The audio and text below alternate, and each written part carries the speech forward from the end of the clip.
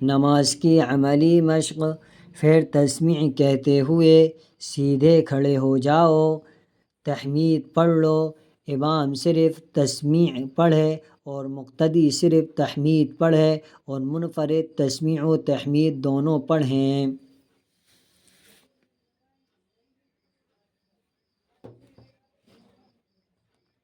سجدہ، پھر تکبیر کہتے ہوئے سجدے میں جاؤ، پہلے دونوں گھٹنے، پھر دونوں ہاتھ، پھر ناک، پھر پیشانی رکھو، چہرہ دونوں ہتھیلیوں کے درمیان اور انگوٹھے کان کے مقابل رہیں۔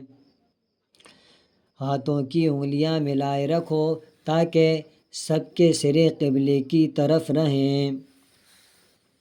کونیاں پسلیوں سے اور پیٹ رانوں سے علیحدہ رہے۔ کونیاں زمین پر نہ بچھاؤ۔ سجدے میں 3 یا 5 مرتبہ سجدے کی تسبیح کہو۔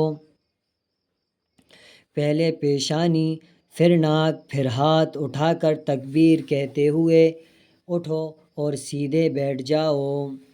دونوں سجدوں کے درمیان اطمینان سے بیٹھنے کو جلسہ کہتے ہیں۔ تکبیر کہہ کر دوسرا سجدہ کرو۔